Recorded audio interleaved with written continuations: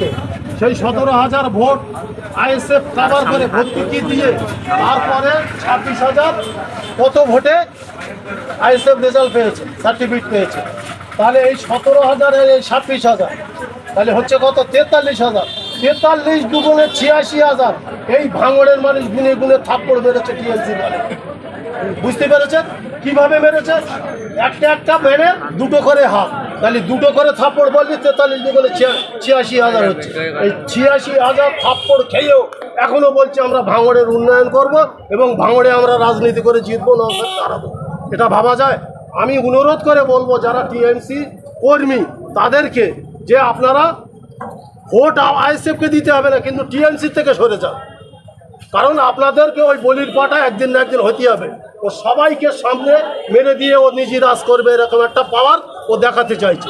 এখনও 5টা খুন করবে বলছে, 5টা শহীদ করে এরা জায়গায় থাকবে বলছে। এ ভাবা যায়? মানুষ মেনে নেয়? এ খুন করলো, এর ছেলে ধরা খাচ্ছে, এর নেতা খুন হলো, এর নেতা ধরা খাচ্ছে, আবার এরাই আবার প্রতিবাদ সভা করছে। তাহলে এদের মধ্যে কি আছে কিছু বোঝা যায়? এদের মধ্যে মানুষত্ব বলে বেঁচে আছে? আমি খুন করব, আমার ছেলে দিয়ে খুন করব, আবার আমি প্রতিবাদ সভা করব, কার বিরুদ্ধে বিচারটা চাইছি?